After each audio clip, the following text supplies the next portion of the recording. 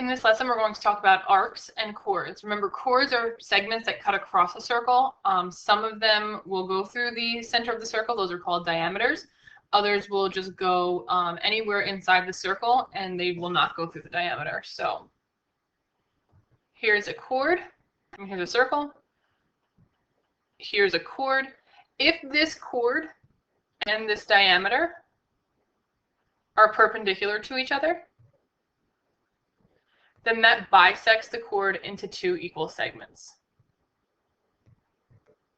Not every chord and every diameter are perpendicular. For example, here's a diameter. This is not perpendicular to this chord.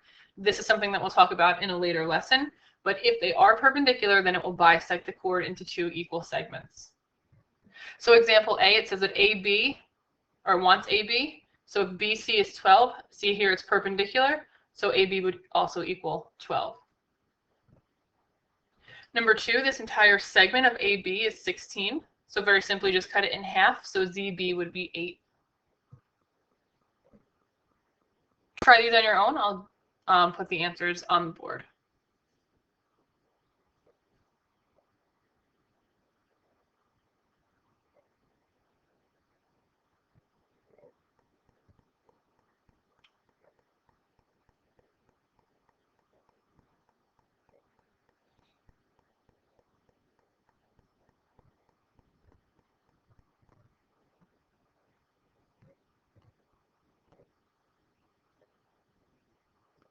Okay, so now if these chords and these diameters are perpendicular, they form right angles, and there's always a special relationship when we have right angles. We most likely will try to either use Pythagorean theorem or trigonometry. So in this case, we're going to use Pythagorean theorem. Let's label all of our segments here. It says DS is 14. Now notice that DS only goes from the center to the chord. It's not the length of the entire radius. So DS is 14. PR is 32. That's the entire chord. So right away I'm going to split 32 into 16 and 16. And we're trying to find DR. Now, you don't necessarily see DR, but it's telling us to find DR, so we should probably draw in this segment DR. And once you do this, you notice that you get a right triangle where this leg is 16, this leg is 14, and you're looking for DR, which is your hypotenuse. Please leave these in simplest radical terms. So 14 squared plus 16 squared equals C squared. That means that 196 plus 256 equals C squared. Go ahead and add 196 plus 256.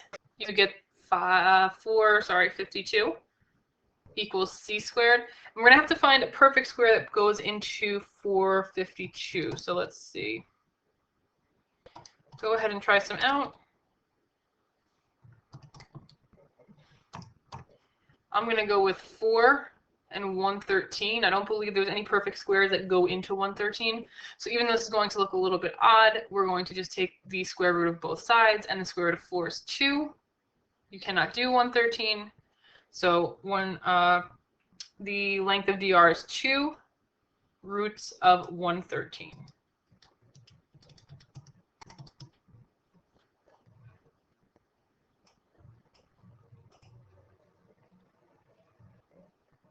Okay, for number 2, it wants us to find x, which is over here. X is a part of the chord. These are going to be perpendicular to each other. Now, here's where this can get a little bit tricky. You have to realize that every single circle has an infinite number of radii. All of these radii are the same. So if you look here, CJ is a radius. There's also a radius here, which is AJ. So if CJ is 5 and AJ is 5, let me erase this. That means that from B to J is going to have to equal 3. And so now, very easily, 3 squared plus what squared equals 5 squared. If you've memorized this as a Pythagorean triple, then you'll know that x equals 4. If you haven't memorized those, you'll know that this is 25. That's 9, so x squared equals 16, which means that x equals 4.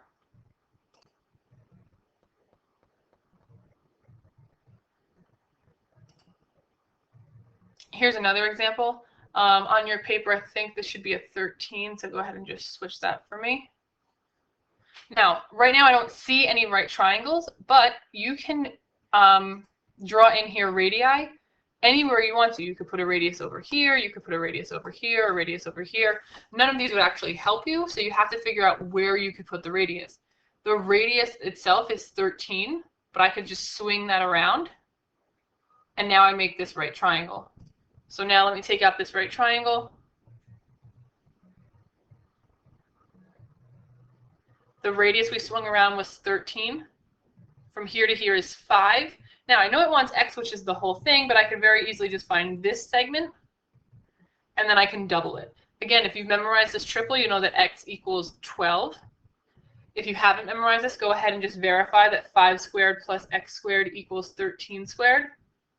And when you do that, you'll eventually wind up at x equals 12. Now, this equals 12, which is the measurement from R to the center where it bisects. So if this is 12, that means the other half is 12, and so now the real x from the original problem will equal 24.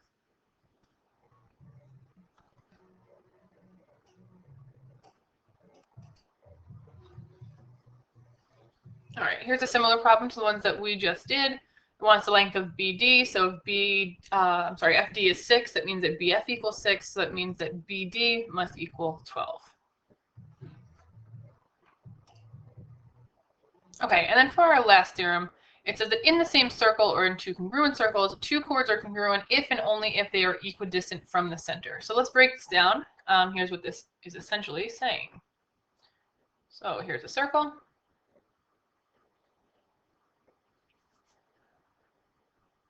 So two chords are congruent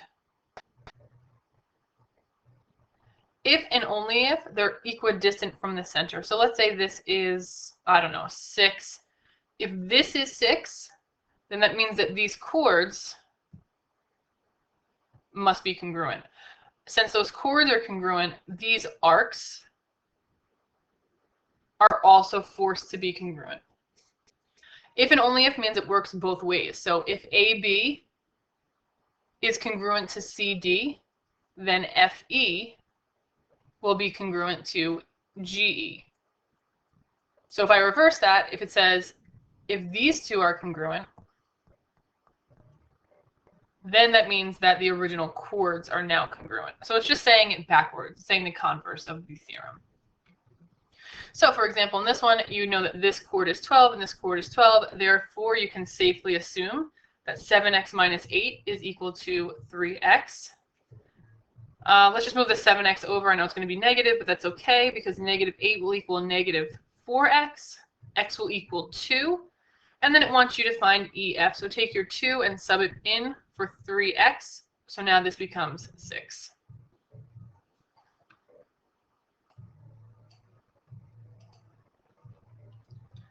For this one, see how the chords are equal? You have 6 here and 6 here. So if TV, this arc, is measuring 120 degrees, it wants you to find RS. Also part of the theorem, this would also be 121 degrees. Okay, now this one's just going back to the original one.